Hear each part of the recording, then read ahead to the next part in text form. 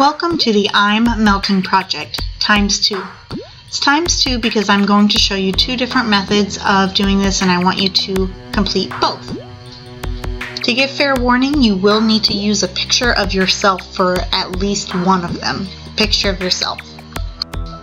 The first one is this type of liquid that oozes out of the orifices of the face. Typically in art you'll find it to be very colorful. Just to reiterate, you must complete two different projects using the two different styles, and at least one of them must use a photo of yourself. Now before I go into the tutorial on the first style, I want you to pause it and jump forward to the next timestamp so you can see the second style. You can come back and watch the tutorial later. Okay, so the first thing I want you to do is duplicate the background and make the original background invisible. And I kind of zoomed in on the face to see where I wanted to use my paintbrush. We're going to use a paintbrush with whatever color you choose, a soft paintbrush, so the edges aren't very hard. And you need to fill in the spaces that you want to be dripping. So like I'm doing the eye and the mouth.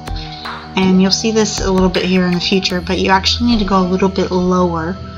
Because what happens is if you just fill in like where the teeth are, when you start to smear and drag the color, it will actually smear and drag the lip with it and really make it not look good. So here I come in and add some more color over top. You'll see that I'm using a variety of blues and some whites. The whites are a must-have because you want it to have kind of that sheen, like glossy, so like the light is reflecting off of it. And multiple colors is optional. You could do one flat color with the white.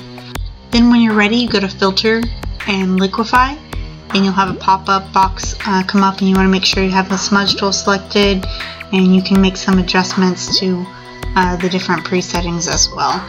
And then you use the tool to smudge in the direction that you want it to go. I started off with just the blue and it turned out pretty good, and then I decided I wanted to actually make it go further and drip into the hand. So that's what you see me doing here.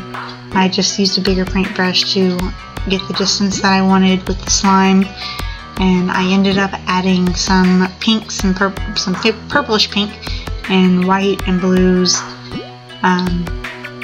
I think it turned out with a little too much color. I don't know that I would do that again, but again, that's up to you, just the effect that you're looking for.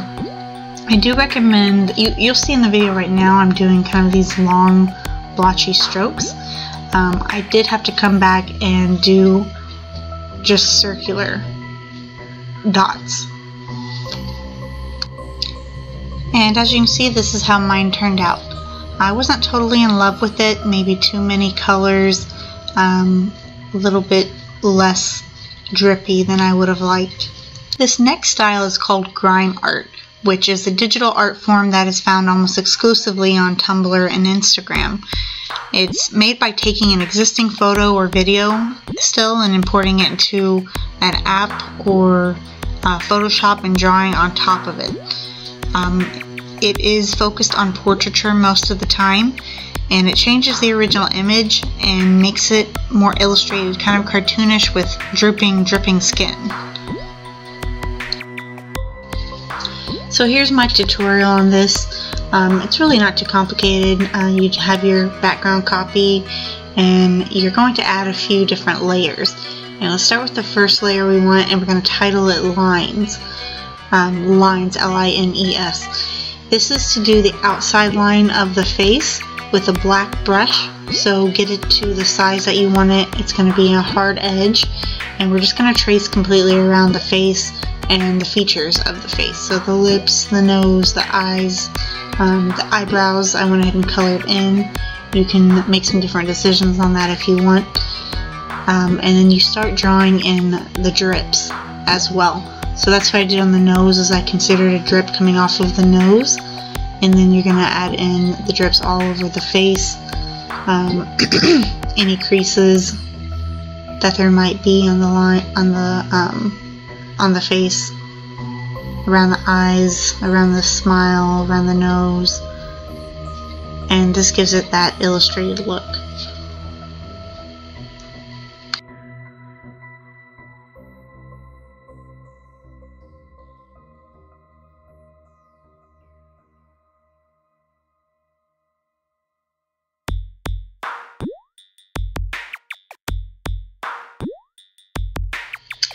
Now for the solid color layer, we're going to choose a new layer and title it Color, C-O-L-O-R, and this is going to be the background color for the face.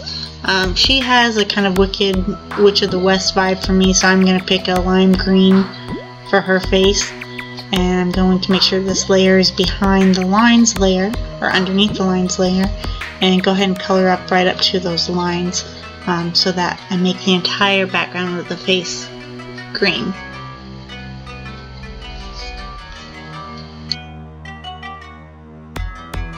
I'm going to add another layer here and title it Eyes and Mouth, and I'm going to take white and fill in where the teeth are and where the eye is. At this point in time, you could actually do the lips as well, any color that you wanted. I do come back and do that later. And then our next layer will be shadows. We're going to take the green that we started with and make it a little darker and use it to brush on where the shadows would be, kind of underneath the drips.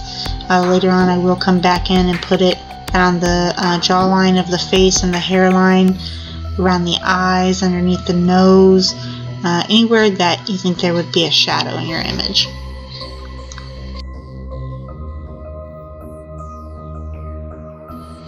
And we add another layer and call it Highlights.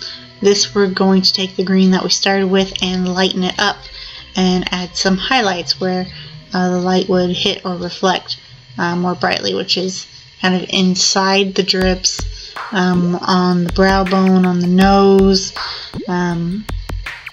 again anywhere we want kind of that reflection of light to be.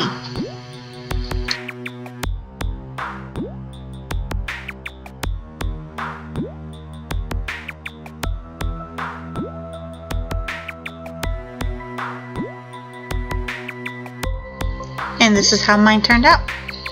Alright, you should be ready to go. Think about what photos you want to use and get started. Good luck!